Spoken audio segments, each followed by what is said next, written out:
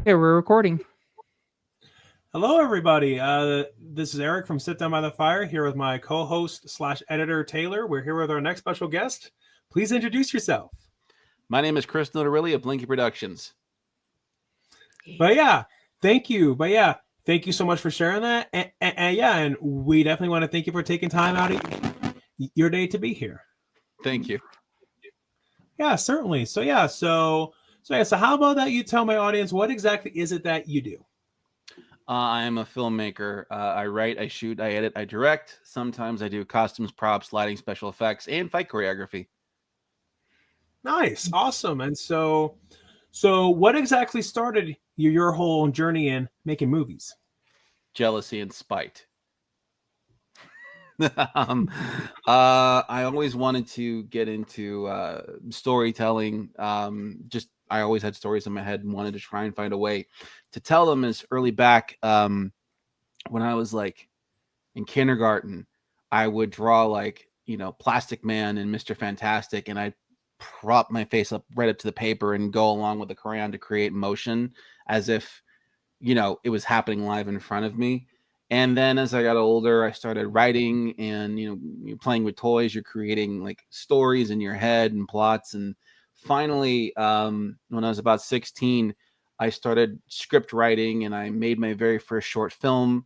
I took a college prep course and it kind of just snowball effect from there. I basically was like, okay, I want to be a director. I tried getting into stop motion in college, and I realized halfway through um, I'm too lazy to animate inanimate objects. I need to just tell people what to do. I'm really good at telling people what to do. So I went from puppets to people, which are kind of the same thing, except they talk back. Other than that, it was a pretty smooth transition. So, what movies or films or anything like that, what have you participated in and helped make? I've basically been spearheading all my productions for the last 21 years. I've done a lot of fan films. If anybody knows who I am, it's probably because they saw something I made. I did in 2004 The Nightmare Ends on Halloween, which was Freddy versus Michael, which had cameos Yep. from Jason, Leatherface, and Pinhead. Did a follow up to that one in 2011. I also did Friday the 31st, Michael versus Jason in 2005. Um, and a lot of people know me from that one as well. And then in 2011, I kind of started my Krueger series, which was a prequel series about Freddy. Did a lot of horror. Despite the fact I do a lot of superhero stuff, I'm really just known for my horror. 2007, I did my very first feature film, Methodic, which is the world's first basher movie. If you're a fan of like Halloween and just want to see Halloween on steroids, go watch Methodic. Our killer just beats people to death, literally, and yeah, it's on Amazon Prime, and that's kind of what I'm primarily known for is just doing either something that and telling like a new story with it, or trying to just push the limits of whatever genre I find myself in. Okay. Yeah, Um, and yeah, it's funny how you mentioned how you're most known for your horror fan films, like the Halloween ones, the Freddy ones, because just be honest, that's how I found out about you. And I definitely remember watching your Michael versus Jason one back when I was a kid. And honestly, I thought that was one of the best fan films that I have ever seen. Well, thank you.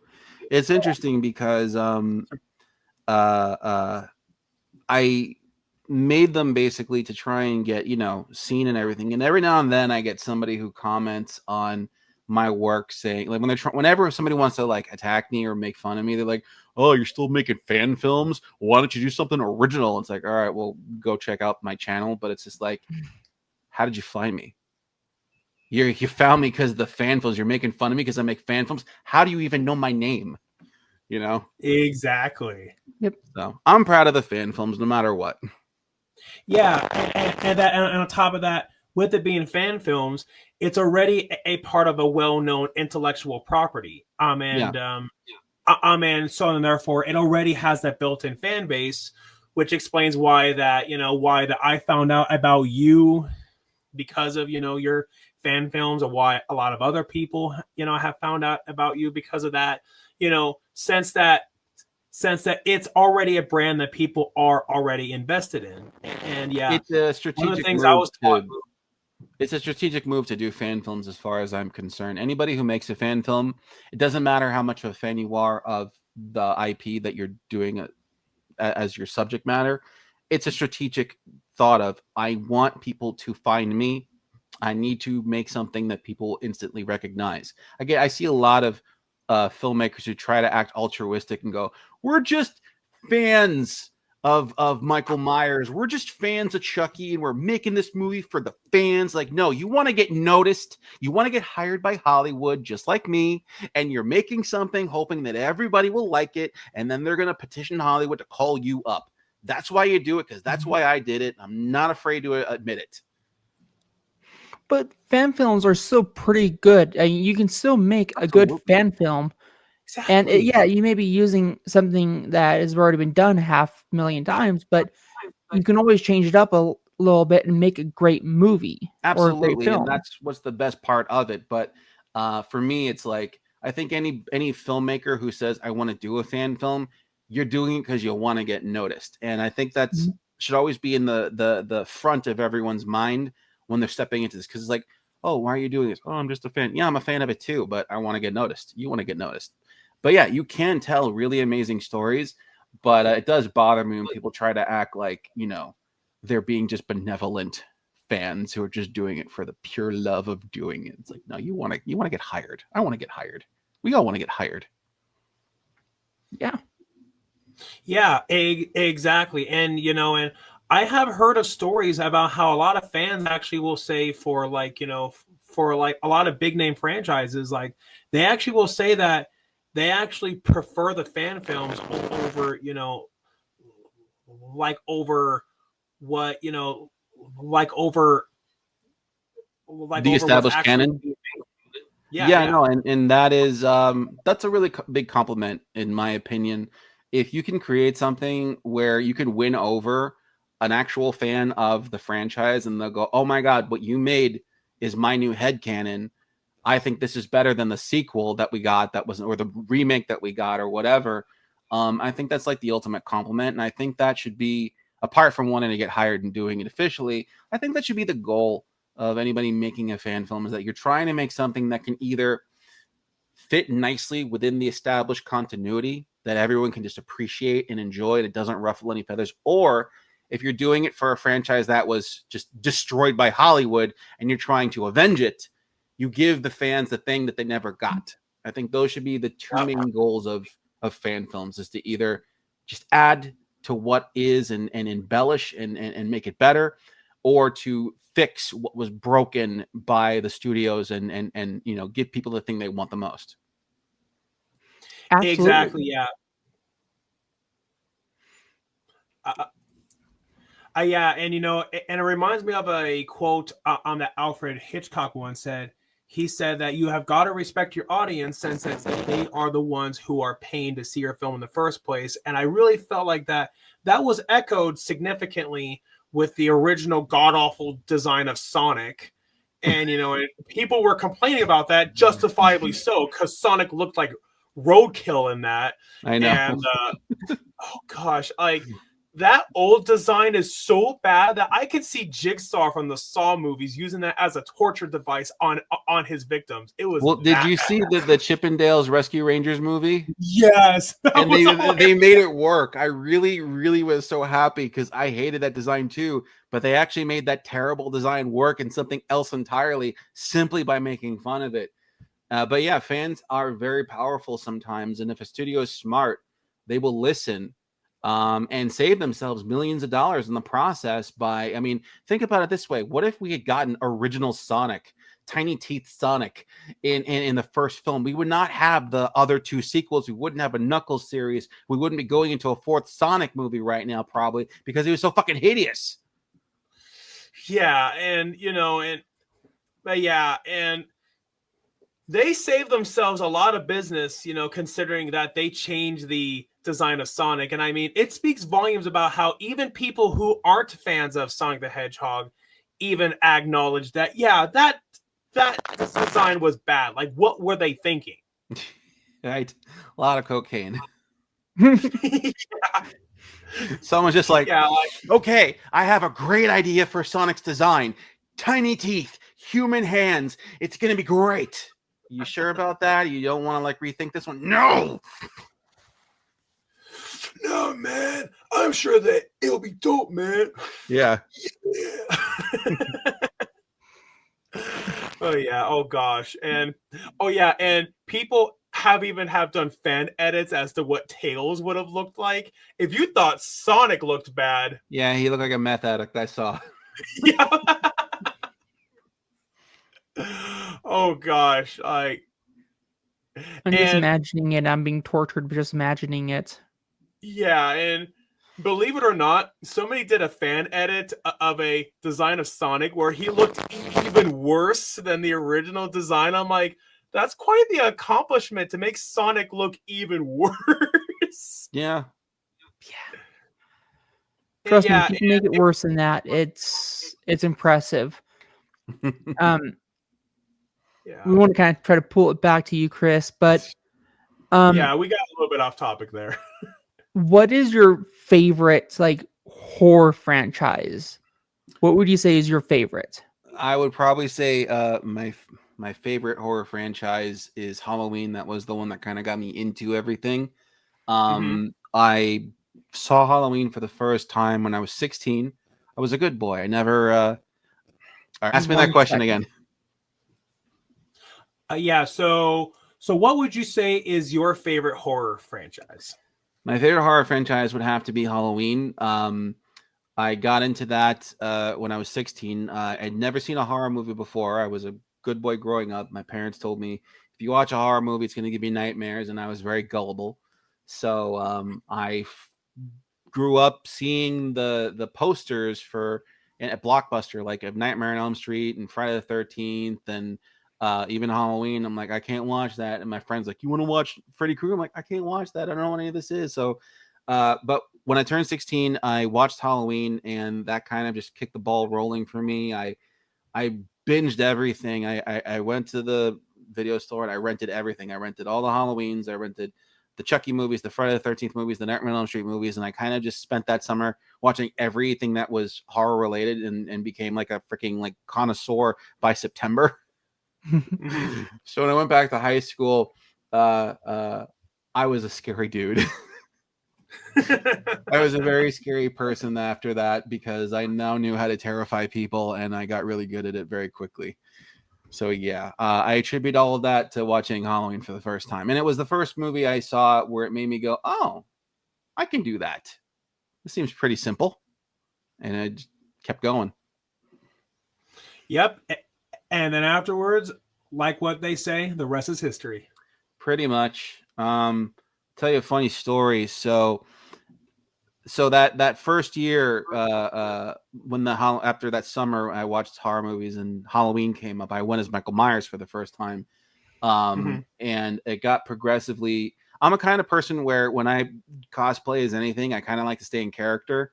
I don't like breaking it, because unless I have to. So I remember my senior year as Michael Myers. I had got the Don Post shitty store mask, and I had customized it to look as accurate as I could to the original mask. I had like a Robux coverall suit and everything. And I went to school, and I'm walking around school with the mask on and everything. And my hands, like I had emphasized the veins on my hands. I had grown my nails up, put dirt underneath. I just looked pretty gnarly. And I round the corner of the freshman wing, and some like chubby little kid has like that shitty like pure white Michael Myers mask he's putting on with like the scream knife with the blood in it. And someone taps him on the shoulder and points to me, and like he looks at me, I look at him, and I'm just glaring at him like I'm giving him like a death stare. I'm 6 feet tall. He's maybe like 5'5". Oh god. Just kind of walk up to this poor little kid. And like I don't know what he was thinking, but he takes the knife and tries to stab me with it. So I just grab his wrist, slam his hand. I just look at him. I go, I just like walk away very slowly. And then as I'm going through school that day, I'm not taking off the mask, and people are getting like progressively worried because I'm just sitting at my desk very still, turning my head, looking at people and everything. And then this one kid, he had made fun of me. He called me a slur, and I just glared at him and followed him through. It was about like 10 minutes before school ended. I followed him through the whole school, and he basically like ran out through the principal in front of me, tripped down the stairs, like was crying. He's like, "Who are you? Who are you? Who are you?" And then finally, and once I heard the bell ring, I ripped off my mask. Go, "It's just me, dude. Chill." But when I came back the next day, everyone was just like, "Dude, what were you doing yesterday? That was like really scary." And I'm like, "That wasn't me." I'm like, "What?" I hired a guy. I started feeling this rumor that I hired some like crazy homeless dude to pose as me to walk around school and everything. Because I only took the mask off twice. Once when I was like at lunch by myself in a room, and then the second time was to scare that kid, and that was it. So there's a good chance people still think that like I hired some homeless guy to come to school dressed as Michael Myers and pose as me for the whole day. That's hilarious. That's absolutely hilarious. And I have a very similar experience where my senior year of high school, I'm not dressed up as Michael Myers, but as Freddy Krueger. I was just walking around, over outside of my then house at that time, because I was at my parents' house still at that time. And then there was a family who and then said that they wanted me to scare their kid. I was like, "Are you sure you want me to scare your kid?" Because I was like, "I don't want to traumatize your kid." And they're like, "No, go for it." I was like, "Okay." So what I did is that, I hid the claw like right behind my back. So then I walked up to this kid, and then this kid said, "Oh, you're not scary." And then I showed them my claws, and I said, "How about now?" And they started crying. And then instantly ran away. I started doing when I was about like, I want to say like 14, 15, I started doing like a haunted house in front of my parents' house every Halloween. Mhm. And it got to be known, like I deck out the front porch, right? And I had mannequins, and I dressed one up actually to be Michael Myers when I wasn't doing Michael Myers. And funny story, a couple funny stories, but this one was really funny. There was some woman who came up to my parents' house while I'm decorating and everything, and she's like, "Hi, I'm running for city council. I want to know if I can get your vote." And she's talking to my mannequin, my Michael Myers, who's just standing there like this on the porch, just looking off. And I come walking around the side of the house. I go, "Excuse me, hi, who are you talking to?" She goes, "Oh, that gentleman right up there." I go, "That's a mannequin. I'm not voting for you. No one in this house is voting for you. If you can't tell the difference between an inanimate object and a person, get out of here." Wow, that is funny. So anyway, my haunted house started getting, word would spread. Kids would come for years, like basically as a rite of passage to try and mess with me, and then I chase them off, like whatever. And I did it for a good like 10 years, maybe 15. So anyway, it got to the point where parents would want me to terrify their children. So I remember one time there was I guess these girls, they had gone trick-or-treating, and I'm on the front lawn, and then I follow them and everything. And I think the mom had been like, "Scare my kids." So I'm like, no problem, right? So they're trying to get into the minivan that's parked on the street. I'm following to the minivan, and they're like, "Mom, open the door, open the door." And she's like, "It's locked, it's broke, I can't open it. Run, kids." And they're running around the van as I'm like circling them like a la Scooby-Doo. Oh, God. And then they finally like get in the van, like, "Go, go, go, go," screaming hysterically and everything like that. And it's funny. I love doing that stuff. That's amazing. So I remember yeah. one year I used to have a coffin that I made, and I used to hide inside of it and jump out of it. And my first year of doing it, I was dressed up kind of in a vampirish outfit, and I jumped out of it. And there was a group of kids. Most of them laughed, like no big deal. One kid started crying and screaming and actually ended up peeing his pants because I scared him bad enough. And I'm like, "Oh gosh, I feel sorry now." But That poor thing. he kept on coming back like 3 more years because he loved it. It is a rite of passage, I think, when you're a kid and you find a scary house and you want to prove that you got some metal and everything. So I Mhm. scared a kid out of his shoes literally one time because my first feature film, Methodic, has a killer in it and he's masked at a sledgehammer and everything. It's called The Doll Man. And for years I've been doing Michael Myers. So from like 1999 to 2006, I was doing Michael Myers every single year. And then 2007, I just finished the movie and I'm like, I want to dress up as my character. And I wore that costume. And kids were expecting Michael Myers, who walks after them. They were not Mhm. expecting my character, the Doll Man, who's like the T-1000 chasing after you. So I'm on the lawn and everything, and this time I have that costume on. I have the sledgehammer, and it's a real sledgehammer. So like you drop that on the pavement, you hear the thud, and you can drag it behind you and make all the noise. So the kids, I was expecting them. They came and they're trying to get my attention. So I start walking. Though he can't catch us, and then I just Olympic sprint towards them like this, and you just see this one kid, oh shit, and just like jumps, and he leaves his shoes behind him. He's running barefoot down the street, and I'm just like, oh well. Somebody Free was in shoes. a hurry. They were not expecting that, and that was probably one of my favorite moments. Is when you catch somebody off guard, you think you understand what's about to happen, and all of a sudden the dude starts sprinting at you like he's like the T-1000. It's very funny. That is funny. I mean, wow, talk about a very memorable experience. And also, what's ironic, that was in 2007 when you weren't Michael Myers, when that's the same year as The remake. I know that was the reason why I didn't do it. It's protesting. So, how long That's have fair. you been making films for? 21 years. 21 years. Started officially in 2004 with the Nightmares on Halloween. That was my first official release, and then I've just been going on ever since. And the rest is history. Yeah, wow. 2004 was that long ago? That's crazy. I know, man. I know. I was like 100 pounds lighter, and I didn't have this thing. Yeah, wow. I had baby cheeks. Yeah, amazing how much time flies. Yeah, that actually was when Saw first came out, and it's. Oh yeah. So speaking of Saw, have you ever thought about making a Saw fan film? I technically did, actually. In 2007, ironically, I did Sawntology, in which Jigsaw kidnaps Tom Cruise. It's a comedy. Okay. So he has Tom Cruise chained to a pipe, and he wants to play a game with him, and Tom Cruise convinces him to join Scientology at the end of it.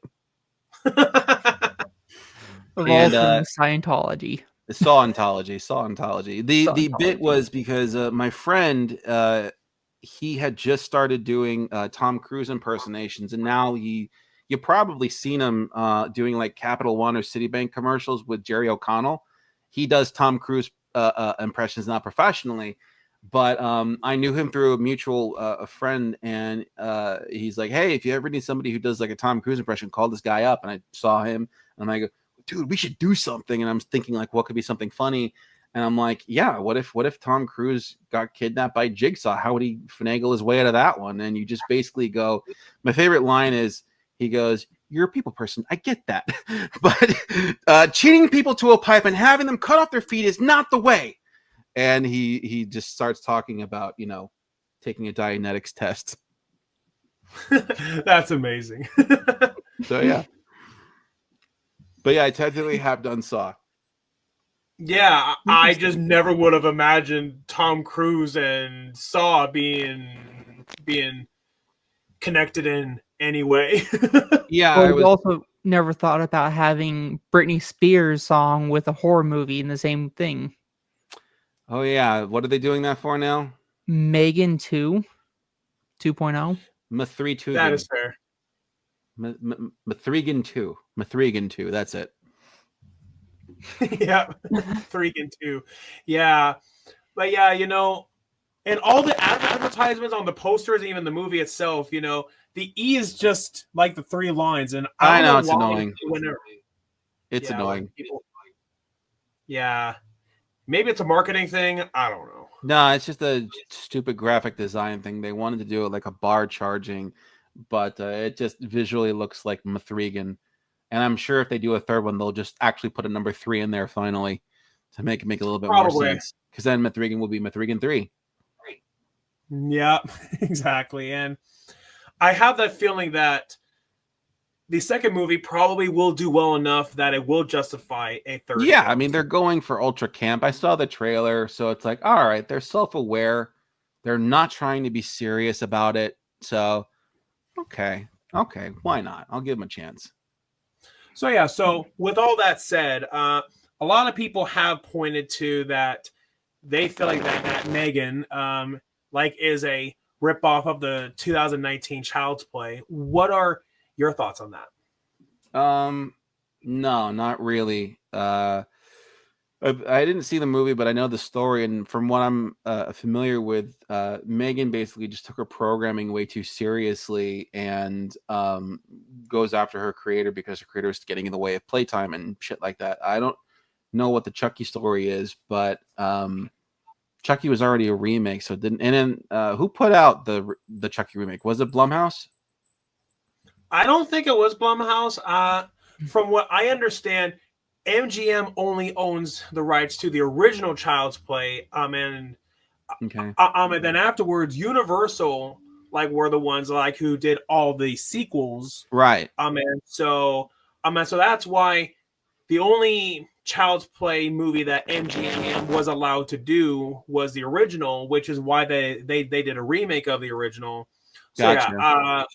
yeah, I really don't think that Blumhouse had anything Okay. to do with 20. I think as far as the remake of Child's Play is concerned, like I never found Chucky scary, honestly, as a doll, because he'd have to weigh what 2 pounds because he's a toy, and he's only a maximum of maybe 2 feet tall, 3 feet tall, depending on which version. So it's like I could drop kick that. Yeah. And now I don't. The funniest thing is, I had so many people over the last 20 years post in my comment section for Nightmares on Halloween and Friday the 31st. Dude, you should do like, first off, where's Chucky? And then second off, you should have like Jason versus Chucky or something. And I'm like, are you stupid? Jason versus Chucky, he'll stomp on him and crush him. He'll throw him. He'll chop him in half. He'll drop kick him. Done deal. Anybody, Leatherface, chop him in half. He's a toy. He physically has no actual power other than voodoo power, and he can't cast spells on you. He can only just come back and possess you. So the only way Chucky works is if he catches you off guard. But you can literally throw his ass in the fucking fire because the mom did it in the first Child's Play movie. How is Chucky still a fucking threat? Yeah, exactly. And there was no way that Chucky would ever stand a chance against Jason. And now, No. say if it was Michael Myers, well, it depends on which incarnation of not even Michael Myers. Michael Myers can crush a human skull with his bare hands. He can hold, even in the first movie, he held up Bob with one arm and then stabbed him. Again, Chucky is a maximum 5-pound toy. You cannot, a 5-pound toy can't throw you. A 5-pound toy can't pin you down and hold you there. It's just not going to work. He poses no physical threat other than catching you off guard by hiding and slashing your ankles. You fall down and then he cuts your throat. That's it. Or setting a trap and then you get caught in it. But if you're going up against a regenerative killer like Michael or Jason, it's not going to work. They get hurt all the time and they come back. Chucky poses no threat whatsoever to these guys. Yeah, So- well, just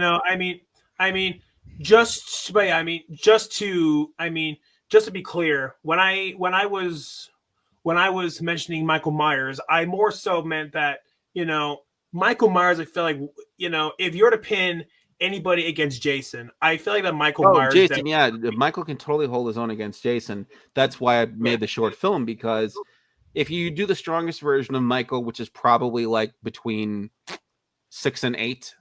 Part 6, he was really strong, and then part 8, he's also really strong. Up against Jason, any version of Jason, they're either on par strength-wise, or Jason may physically be a little bit stronger, but they both have the same powers of coming back to life and stuff. So that's an interesting fight, at least. So I want to kind of circle back a little bit here, because we kind of asked that question, who made the Chucky remake? It was Orion Pictures. Interesting. Who'd put it out? So production companies were Orion, Braun, and Kittis Smith Productions. I don't have who put it out. Distributor? Distributor, I don't have that right now. Nah, it doesn't matter. Yeah, I could have swore that MGM owned the rights to the original and the. The less said about the remake, the better. Yeah, I mean, I wasn't really too crazy about Chucky's design in that, but it could have been worse. I mean, there's. And here's the thing: if you're making the reason why the remake design was terrible is because he was ugly. This is again a toy designed for children. He is not supposed to be like one of those ugly bears that you see at the horror conventions with the real teeth and the wonky eyes. This is supposed to be a mass market product. He should be visually appealing and safe instead of whatever the hell they made that thing. Those glowing blue eyes that turn red randomly. And now I will give the film this. I mean, Brad Dourif, those are really big shoes to fill. But you know, if they were to cast anybody, getting Mark Hamill definitely was. I mean, getting Mark Hamill definitely was a pretty good choice, though. It was an all right move, but I feel that if you're going to, okay, so in the original, the good guy doll has the voice of a boy, and then Chucky has the voice of a man because he is an adult male inhabiting this body. So that makes sense for Brad Dourif. Why is Mark, who was in his 60s, why is a 60-year-old man doing the voice of a little boy doll toy? Why does he not sound like a child also? Because it's a good guy doll. It's a toy for children. He's supposed to be a peer. That's why he looks childlike. Why does he have the voice of Mark Hamill? And say what you want about Mark Hamill's voice work. He does not sound like a child in anything. That is fair. I mean, hi, my name is Chucky. It doesn't work. No, it really doesn't. And you know, and that's one of the things that I kind of felt like kind of added to like the whole scare factor of Chucky in the first place. And I mean, you know, aside, you know, his size, but it's just when he did that child voice, like, you know, there was that innocence to it, but at the same time, it also had that edge of like, because it was corrupt. You know, he's saying I want to play, but you know he's not going to actually play with. He's going to kill you. So it's subverting, and that works. There was a short film I saw a long time ago, which actually would have worked for the remake. It was called Blinky, actually. And it was about this robot that this family buys for their kid. And he's, you know, looks like T-Bob from Mask. If you ever look that up, you'll see it. This is a giant, like, trash can with a dome head and, like, you know, big round eyes. And he's basically this little boy's servant. And the kid gets bored of him. But the robot has to do everything he says. And so the kid purposely short-circuit the robot by giving him contradicting requests to the point where the robot loses his fucking shit and then kills everybody because they, again, the robot takes things literally. So someone said something to the effect of make sure, you know, the kid's ready for dinner. And so they end up like the robot kills him, makes him into dinner or something like that, you know? But like that would have worked better for Child's Play where you have the robot, if it's going to be an AI thing, you short circuit it, piss it off, and then give it literal commands that it Amelia Bedelia's its way to the finish line, you know? Mm-hmm. Yeah. Exactly. Yeah. We're going to start wrapping this up pretty soon here, but do you have any advice for any new upcoming filmmakers or actors? Of course.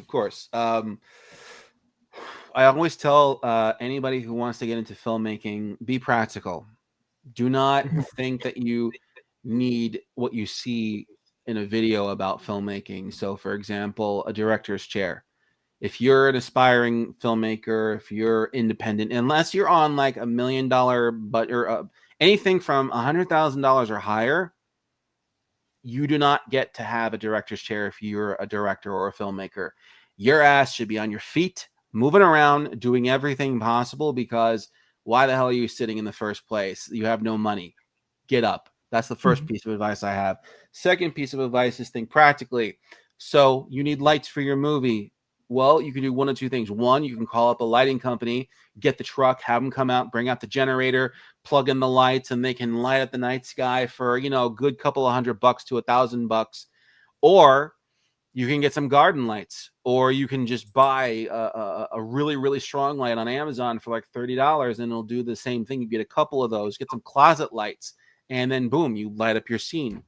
It's all a matter of filmmaking is lying, and the best films are made by the best liars. So it doesn't matter how you pull off your lie, as long as the lie is convincing. You need to light a scene. I don't care if you're lighting it with your cell phone, because I've lit my scene with cell phones, and you never know. Phone has a camera on it. You need a camera. You can get your smartphone, shoot with that. If you need, costumes or props, go to the thrift store, go to, the cheap stores and get stuff. There's no reason why you need to be spending an arm and a leg on a short film when you can A, be doing everything yourself and getting it done quicker, and B, doing it cost effectively and saving yourself a ton of money. Exactly. You can go to Party City and buy blood for $14, or you can go to the grocery store and get some corn syrup and some red food dye for $3, and then boom, blood. Yeah. Exactly. And just to add on top of that, so Godzilla X Kong cost around $200 million, while Godzilla Minus One, which in my opinion was a much, much better movie, and $14 million. A lot of people will agree, that was made for $10 million. 10. I thought it was 14. Oh, I thought it was 10 million, but you're probably right. It doesn't matter. Even still, it was made for a fraction of the cost.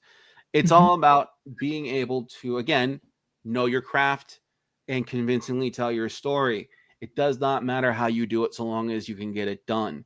So, and another thing I always tell filmmakers is, even if you're not doing it, know how to do it. There's a fight scene, learn the choreography, because now you know where to be with the camera. You're not following, now you're anticipating where they're going to be, and you can get a better shot. If you are working with a DP, okay, learn the camera so you can better communicate to your DP about the shots you want, the lenses you want to use, your storyboards. If you're not writing your own script, at least have the knowledge of how to write a script, so when you're working with your script writer, you can better clarify your ideas to a person. Or just bite the bullet and do it all yourself. Write your own fucking script, shoot your own fucking movie, and edit it. There's no reason why you can't. Yeah, exactly. Yeah. It's definitely really helpful when you know what's going on how to actually get things done right. I feel that there are a lot of filmmakers out there who just want to say that they did something rather than actually do the thing. So you'll notice if you're on social media and you're friends with a filmmaker, are they posting the finished product going, here's the short, check it out? Or are they posting photos of them on set and photos of the camera filming somebody and going, had a great time on set, this is amazing work, living the dream, filmmaking life, blah, blah, blah. There's two types of people: the people who only live for the glitz and the glamour of we're making something, and the people who just want to make something and go, watch this, I made it.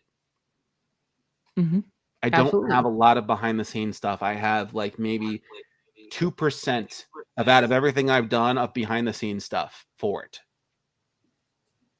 Yeah. Do you have any upcoming things that are coming out, any films or anything that you've been a part of? Yeah.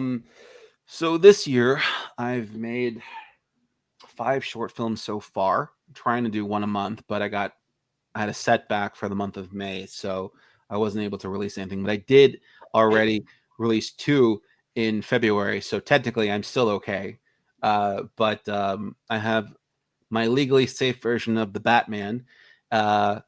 It's Bat-Man. He uses baseball bats, so he's the Batman. And yeah, he beats the shit out of people with baseball bats who are criminals. I have my true crime. Seriously, watch it. You'll love it. It's very serious. It's not like a comedy at all, but he's the Batman. That's like the one joke, is that he's the Batman.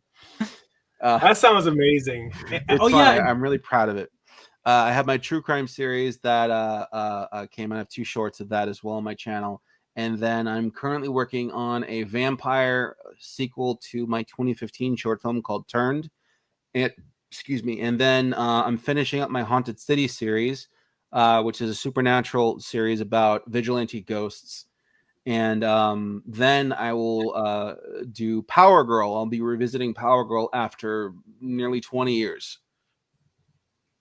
All right. And and now that you mentioned Batman and the whole thing about it being legally safe, you actually just now reminded me of when I saw your post, like about when Batman becomes public domain, like about how you made that, design as to what Batman could potentially look like. And yeah, you did an incredible job. Oh, thank you, thank you. I Yeah. really enjoy designing costumes and character work. So I am excited. Hopefully, in was it 12 years from now, 13 years from now, when Batman becomes public domain, it won't be as messy and will be good. However, I do hope my baseball Batman will have already satisfied the need to have a character called Batman. But yeah, and I mean, I already know as soon as Batman becomes public domain, the first thing that someone's gonna go do is A horror turn movie. that into a horror movie. Yeah. Yep. That's why I'm trying to. Well, first off, Batman can kind of get away with being a horror story. However, That it can. as long as he's not the villain, that's the problem with these public domain horror movies. Is you want to, people want to turn the character into the villain, and that's not how it works. Popeye is the hero. Get Bluto to be the horror character, and just put Popeye in a situation with whatever, whether he's going up against like sea monsters or he's going up against zombies or vampires or whatever. Popeye should be the hero. Popeye should not be the killer. Mickey Mouse, Steamboat Willie. Steamboat Willie should not be the killer. Get somebody else and have Willie be the hero. That's how it works best. Batman should be the monster to the bad guys. That's fine, but he still protects people. I don't want to see Batman murdering people because then he's not Batman. Then he's just some asshole in a bat suit. We've already had plenty of that.